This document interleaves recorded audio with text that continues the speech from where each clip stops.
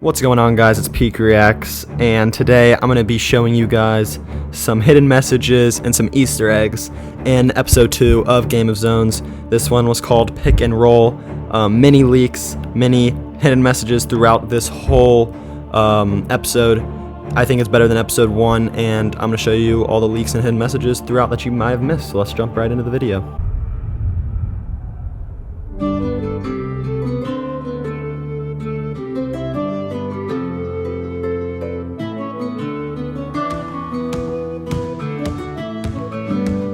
Welcome everyone to a very special edition of Inside the Realm. The first Easter egg in this episode is pretty self-explanatory, but it is a direct correlation to the show Inside the NBA, hosted by Ernie Johnson, Kenny Smith, Shaquille O'Neal, and Charles Barkley, and they call it Inside the Realm, referring to, obviously, the NBA, which is called The Realm in this Game of Zones. Dearest Maesters of the Media Dell, I now present the audition of Sir Dwayne Wade for consideration of press credentials. Today, Sir Dwayne will be reporting on the horse's injury. Dwayne, how will this affect House Raptors? It's bad. It's very bad. It's a shame. He was their glue guy. Now more than ever. Wait. I'm not done. The reason it's bad is because Sir Jordan and the entire Dream Team are back. And they're going to destroy our realm one house at a time. What are you doing? Just wrap it up. Listen, no Jordan slander here. But he's too old. Father Time is undefeated, aye? And let's be real. The only return Chuck's making is to the buffet table. Here's an example of just another roast session for Shaq on Charles Barkley, as a continuous theme on the Inside the NBA show is Chuck and Shaq going back and forth, just roasting each other constantly. Yes, but that's the thing. They're all back in their primes. This is demonstrably preposterous. How could that possibly be conceivable? The Soul Box. Oh, hooey. My reporting showed that the Soul Box was smashed in Bostonia. Yeah, that was a top 19 moment in Bostonia basketball history, and therefore basketball history. The Soul Box power is not in the box. It's in the shards. That was just a normal fart. No, the shards. The fragments of the shattered Soul Box. They're made from the wood of Thaumaker's original peach baskets. Hickory, Georgian hardwood. HGH. Oh, Jordan must have gotten the shards in the Terry Rozier trade. That's why he paid so much. Here, Bleacher Report's just taking a slight jab at the Charlotte Hornets for paying Terry Rozier the monstrous 3-year, $58 million contract. They're basically saying that they believe Jordan paid so much so he could also get these shards, which we are yet to figure out what those are.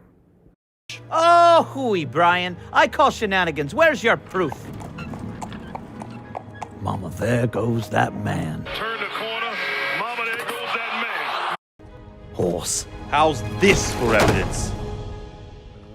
Is that Ben Marley? It's Rex Chapman. Who is that? So here is a little insight to this. Christian Laettner was a part of the Dream Team, obviously, and he was just coming out of college, so he was the young guy, and no one remembers he was on the Dream Team because he really rarely ever got any playtime. That's Wally Zerbiak. No, it can't be. Why not? Because I'm Wally Zerbiak. I think that's Tom Gugliotta. No, I'm Tom Gugliotta. No, you're not. You're Bobby Sora. Oh, right, yeah. It's Christian Laettner. Bang! So you're telling me the Dream Team is back? I mean, I don't see the problem. This is the story of the century. Yes, but it would be the last story. Sir Jordan seeks to permanently end the debate, to prove he is the GOAT of GOATs. He's coming for me. Who's the better NBA player? That's easy. I can say that off the bat. That's me. No, Paul. Truth. It's the truth. If anyone, he's coming for LeBron. Hey, that's my bit. The people of every city he conquers are turned into mindless nostalgics with no passion for the modern game. Toronto is already gone, as is Milwaukee. Wait, Milwaukee's the best house in the realm. Also Detroit and Chicago.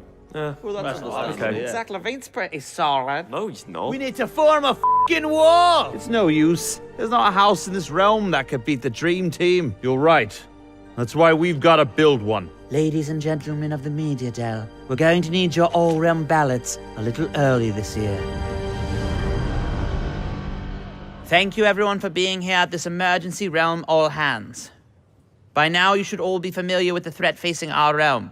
So, without further ado, I will announce the members of the Super House, hereby known as the Knights of the Round Ball, as selected by the Maesters of the Media Dell. You bloody serious? The media What do they know? Of course, the blog boys pick. As president of the Knights Guild, I think this decision should be made by us, the Knights of the Realm. While some of you guys might think that Chris Paul is just random that he's speaking, he's actually the president of the NBA Player Association, so that's why he is saying what the NBA players want.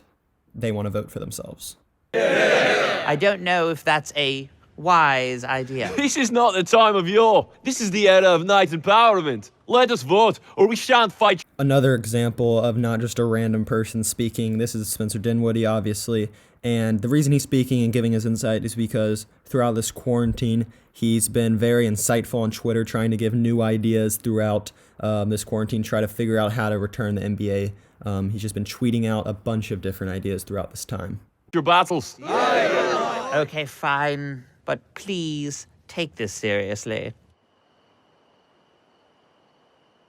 Okay, that's another vote for Jamal Crawford.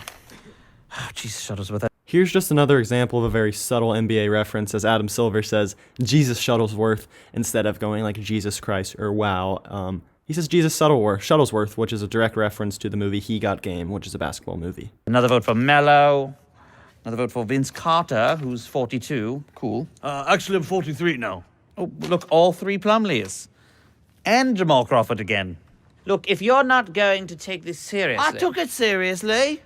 You voted for Allen Iverson. He cannot even play anymore. How are you going to disrespect Iverson like that? One of you even voted for Michael Jordan. Hey, Sir Jordan was unstoppable in his prime. Yes, we know.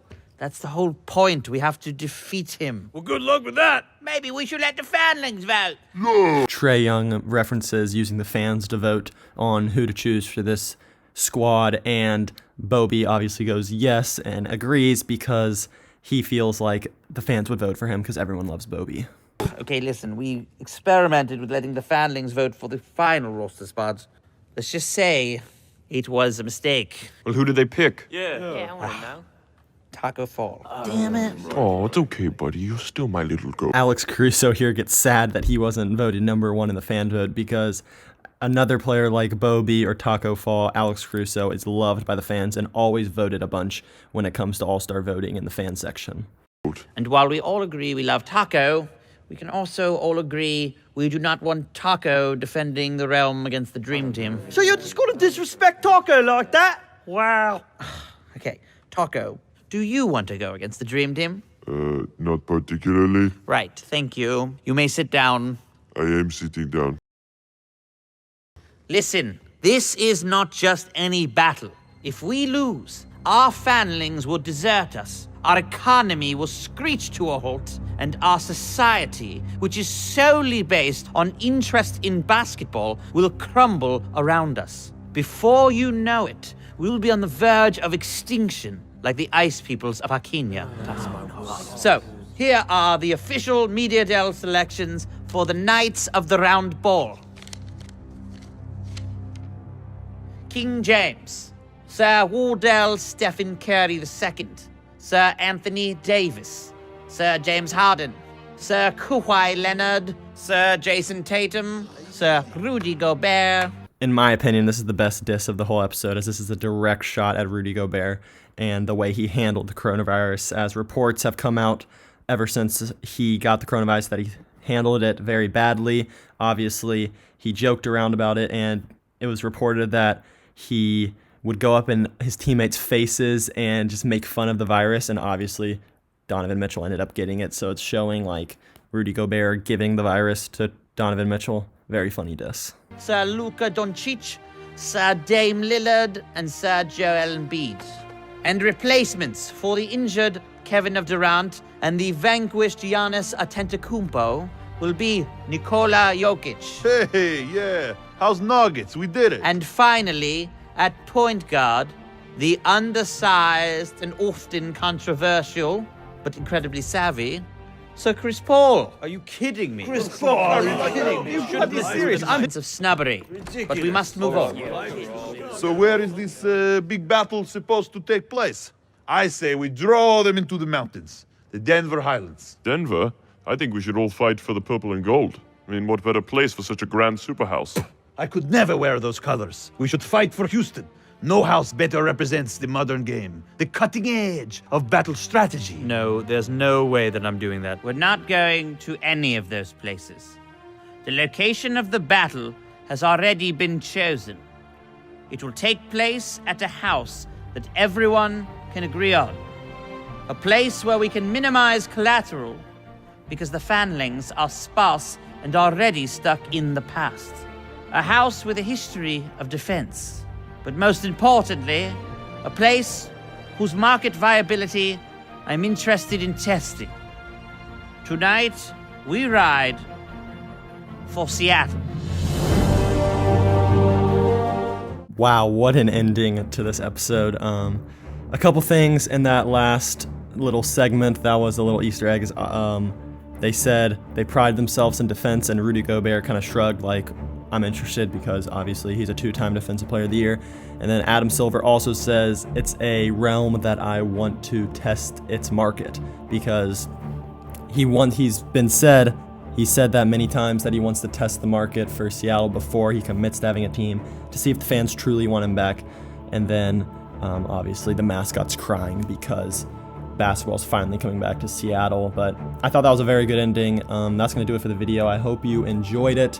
Comment if I missed any of the Easter eggs. I might have missed a couple, but I think I covered all of them. So comment if you like these videos, and leave a like to show your support. That'll be it, guys. Peace.